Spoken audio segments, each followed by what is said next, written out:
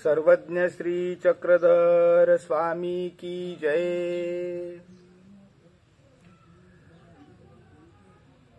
सर्वज्ञ श्री चक्रधर स्वामींना पतित उद्धारक अवतार असं मानलं जातं।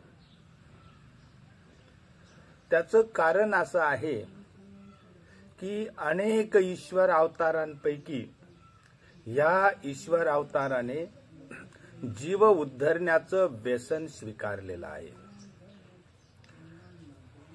इतर अवताराच्या सान्निध्यामध्ये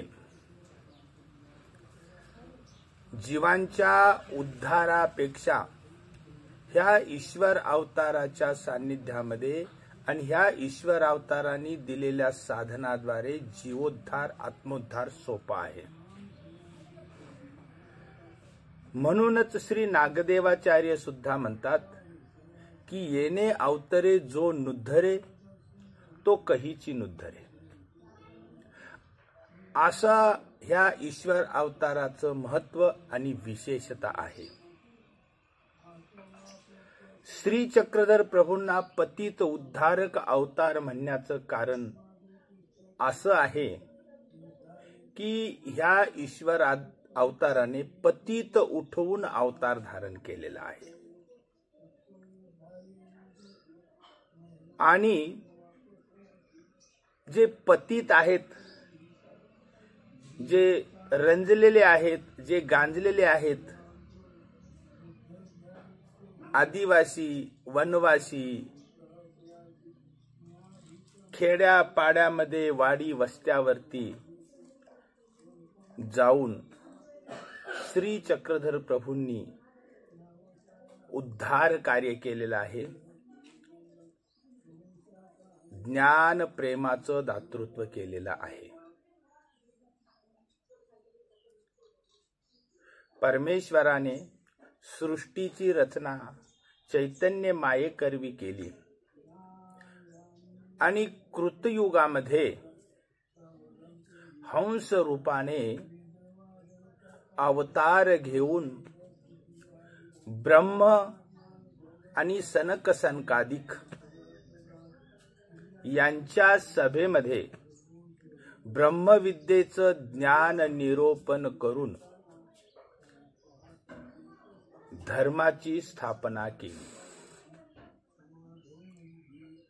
ब्रह्मे याच्या सभेमध्ये सनक सनकादिक हे ऋषी बसलेले असताना त्यांना काही प्रश्न उत्पन्न झाले आणि मग ह्या सनकादिकांनी ब्रह्मेयाला प्रश्न केला की ह्या सृष्टीची निर्मिती कोणी केलेली आहे, या जीवाला कर्मबंधनातून सोडविणारा कोण आहे आणि शाश्वत मोक्षाचा आनंद देणारा कोण आहे, असा प्रश्न सनकादिकांनी त्या ब्रह्मेयाला विचारला। तेव्हा ब्रह्म निरुत्तर झाला। वेदामध्ये या प्रश्नाचे उत्तर नाहीत। वेद हे त्रिगुणात्मक आहेत। परमेश्वराचं ज्ञान आणि परमेश्वर हे निर्गुण आहे आणि म्हणून ब्रह्मेयाला या प्रश्नाची उत्तरे देता आली नाहीत।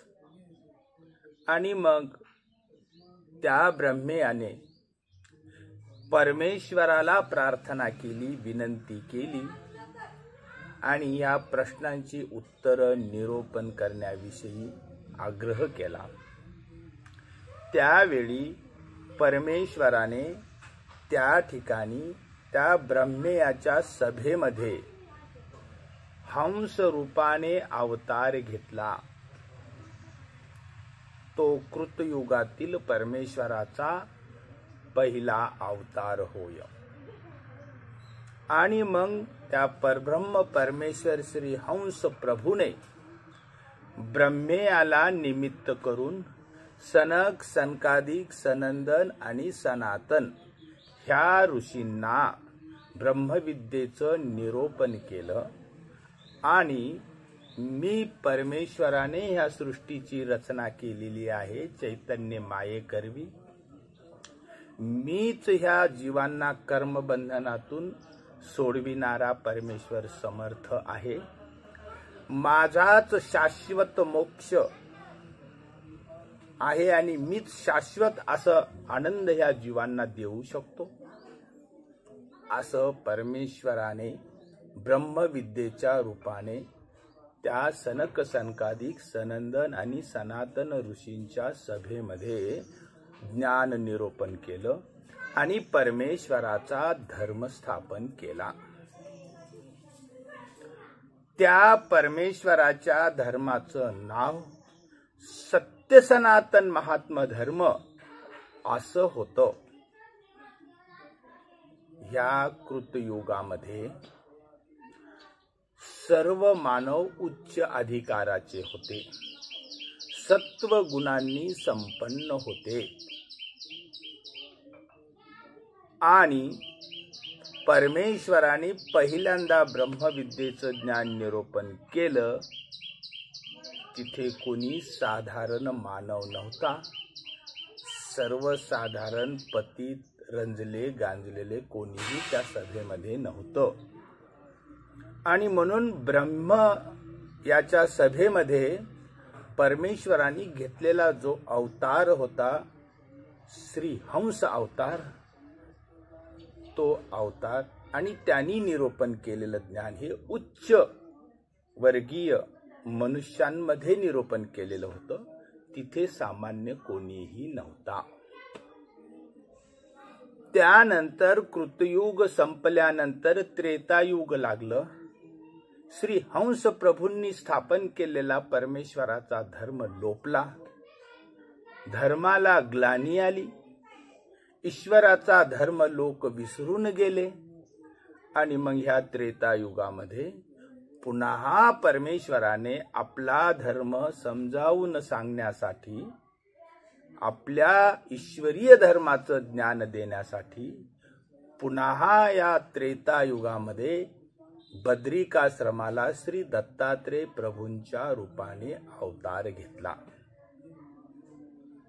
श्री दत्तात्रेय प्रभूंच्या रूपाने अवतार घेतला आणि यदुराजाला आणि ऋषी मंडळाला ब्रह्मविद्येचं ज्ञान निरूपण केलं. जे ज्ञान श्री हंस प्रभूंनी ब्रह्मेयाच्या सभेमध्ये सनक सनकादिक सनंदन ह्या ऋषी कुमारांना निरूपण केलं होतं, तेच ब्रह्मविद्या, तेच ज्ञान श्री दत्त अवताराने यदुराजावर ऋषी मंडळाला निरूपण केलं आणि पुन्हा धर्माची स्थापना केली. त्रेतायुगामध्ये मनुष्यांना थोडासा मळ लागला आणि मग तरी पण त्या युगामध्ये श्री दत्त अवतारांनी यदुराजाला आणि ऋषी मंडळाला ज्ञान निरूपण केलं. त्या ठिकाणी सुद्धा कोणीही साधारण सामान्य असा कोणीही मनुष्य नव्हता. तर हे सर्व जीव उच्च अधिकाराचे, उत्तम अधिकाराचे, उच्च वर्गीय असे मनुष्य होते आणि त्यांना श्री दत्त प्रभूंनी ज्ञान निरूपण केलं आणि धर्माची स्थापना केली. नंतर त्रेतायुग संपलं, द्वापार युग लागलं आणि द्वापार युगामध्ये आता मनुष्यांचं अधपतन थोडंसं अधिक प्रमाणामध्ये झालेलं होतं. द्वापार युगामध्ये श्री दत्त प्रभूंनी निरूपण केलेला ईश्वरीय धर्म लोपलेला होता. धर्माला ग्लानी आलेली होती आणि म्हणून द्वापार युगामध्ये परमेश्वराने पुन्हा श्रीकृष्ण रूपाने अवतार घेतला आणि पांडवांना आणि अर्जुनाला कुरुक्षेत्र भूमीवरती श्रीमद भगवद्गीतेचं ज्ञान निरूपण केलं. जे ज्ञान कृतयुगामध्ये श्री हंस प्रभूंनी ब्रह्मेयाच्या सभेमध्ये निरूपण केलं होतं, तेच ज्ञान श्री दत्तात्रेय प्रभूंनी यदुराजा व ऋषी मंडळाला निरूपण केलं त्रेतायुगामध्ये. तेच ज्ञान, ब्रह्मविद्येचं ज्ञान भगवान श्रीकृष्णांच्या अवतारामध्ये परमेश्वराने कुरुक्षेत्र भूमीवरती अर्जुनाला निरूपण केलं आणि पुन्हा धर्माची स्थापना केली. द्वापार युगामध्ये परमेश्वराचा धर्म स्थापन झाला. त्या कुरुक्षेत्र भूमीवरती अर्जुनाला ज्ञान निरूपण केलं, अनेक भक्तांना ज्ञान निरूपण केलं. आता ह्या द्वापार युगामध्ये कृतयुग व त्रेतायुगाच्या तुलनेमध्ये माणसाचं जास्त अधपतन झालेलं होतं आणि तरी पण भगवान श्रीकृष्णांनी जे भगवद्गीतेचं ज्ञान निरूपण केलं ते ज्ञान पण उच्च संस्काराचे, वरिष्ठ उच्च वर्गीय लोकांमध्ये हे ज्ञानाचा प्रसार झाला. तेथे साधारण पतित असे कोणीही मानव अभावानेच होते. तिथे सामान्य लोकांचं कुठे अधिक प्रमाण नव्हतं. त्यानंतर द्वापार युग संपून कलियुग लागलं आणि ह्या कलियुगामध्ये कृतयुग, त्रेतायुग, द्वापार युग या तुलनेमध्ये माणसाचं सर्वाधिक अधपतन झालेलं होतं. ह्या कलियुगामध्ये पतित हे सगळे मानव या ठिकाणी या कलियुगामध्ये उपस्थित होते. कारण हे कलियुगहीन युग आहे. सत्वाते धर्माते आकळी, सत्वाला धर्माला आकळणारं आहे आणि अधर्माचा जास्त फैलाव होणारं हे युग आहे. अशा ह्या युगामध्ये माणसाचं सर्वाधिक पतन झालेलं होतं आणि त्या कलियुगामध्ये परमेश्वराचा धर्म लोपलेला होता. आणि परमेश्वरांनी तर सांगितलेलं आहे, जेव्हा जेव्हा धर्माला ग्लानी येते तेव्हा तेव्हा मी अवतार घेतो आणि अवतार घेऊन माझ्या धर्माची स्थापना करतो. कलियुगामध्ये सगळीकडे अधपतन झालेलं होतं. कृतयुग, त्रेतायुग आणि द्वापार युग या युगांच्या तुलनेत माणसाचं सर्वाधिक अधपतन ह्या कलियुगामध्ये झालेलं होतं. सगळीकडे पतित, भ्रष्ट, हीन अधिकाराचे जीव ह्या कलियुगामध्ये तीनही युगामधून आपटत आपटत आपटत ह्या कलियुगामध्ये जन्माला आलेले होते. आणि म्हणून परमेश्वराने अवतार घ्यायचं सुनिश्चित केलं आणि ह्या कलियुगामध्ये पतितांचा अवतार, पतित उद्धारक अवतार घ्यायचं परमेश्वराने ठरवलं. पतित उद्धारक, कारण ह्या कलियुगामध्ये जन्माला येणारे हे सगळे पतित आहेत, हीन अधिकाराचे आहेत, या हीन युगामध्ये जन्माला आलेले आहेत आणि म्हणून ह्या पतितांचा उद्धार करायचा हे परमेश्वराने ठरवलं. आणि मग पहिलंच परमेश्वराने पाऊल उचललं ते पतित स्वीकारून परमेश्वराने अवतार घेतला. 12व्या शतकामध्ये गुजरात प्रांतामध्ये भडोच येथे तेथील राजाचा पुत्र हरिपाळ देव अल्पशा आजाराने मरण पावला. त्याचं प्रेत स्मशानामध्ये आणून सरणावर ठेवलेलं होतं. आता त्या प्रेताला अग्नी देऊन त्याचा अंतिम संस्कार करण्याची वेळ आलेली होती आणि अंतिम संस्कारासाठी विशाळदेव, त्या हरिपाळ देवाचा पिता, तो अंतिम संस्काराच्या विधीसाठी अग्नी घेऊन त्या सरणाजवळ पोहोचला आणि त्यांनी पाहिलं तर त्या प्रेतामध्ये परमेश्वराने प्रवेश करून ते पतित स्वीकारलेलं त्याला आढळलं आणि हरिपाळ देव जिवंत झाल्याचं त्याला आढळलं. तो हरिपाळ देव म्हणजेच परमेश्वराने त्या पतित पडलेल्या प्रेतामध्ये प्रवेश करून ते पतित स्वीकारलेलं होतं आणि अवतार घेतलेला होता. या कलियुगामध्ये परमेश्वराने अशा पद्धतीने अवतार घेतला, जे पतित शरीर आहेत ते स्वीकारून अवतार घेतला. व्यवहारामध्ये जर पाहिलं तर प्रेताला कोणी शुभ मानत नाही. प्रेताला सगळे अशुभ मानतात आणि प्रेताला शक्य तितक्या लवकर त्याला दृष्टी आड करण्याची सगळ्यांची एक प्रकारची धडपड असते आणि म्हणून अंतिम संस्काराला कुणी वेळ लावत नाही, उशीर लावत नाही. असं ते प्रेत जे पतित आहे, जे बहिष्कृत आहे, जे तिरस्कृत आहे, ज्याला अशुभ म्हणलं जातं, असं प्रेत परमेश्वराने स्वीकारलं हरिपाळाचं आणि अवतार घेतला. आणि ह्या अवतारामध्ये शक्ती चक्र आणि ज्ञानचक्र ह्या विशेष शक्ती धारण केल्या आणि श्री चक्रधर नाम धारण करून परमेश्वर या महाराष्ट्रामध्ये आले आणि परिभ्रमण करून जीवांना ज्ञानोपदेश करू लागले. ह्या अवताराची विशेषता ही आहे की हा परमेश्वराचा अवतार राजे रजवाड्यांमध्ये रमणारा अवतार नव्हता. धनवंतामध्ये राजमहालामध्ये थांबणारा आणि त्या ठिकाणी वास्तव्य करणारा ही ईश्वर अवतार नव्हता. कृतयुग, त्रेतायुग व द्वापार युगामधील ईश्वर अवतार हे सर्व उच्चवर्गीयामध्येच त्यांनी ईश्वर जीवोद्धाराचं कार्य केलेलं आढळतं. परंतु ह्या कलियुगातील हा ईश्वर अवतार श्री चक्रधर हा सर्वसाधारण सामान्य पतित, ज्यांना सगळे बहिष्कृत समजतात, तिरस्कृत समजतात, अशा आदिवासींमध्ये, वनवासी लोकांमध्ये, 18 पगड जातीमध्ये आणि या सर्वांमध्ये संचार करून हा ईश्वर अवतार ह्या जीवांना ज्ञान देत फिरत होता, ह्या जीवांचा उद्धार करीत फिरत होता.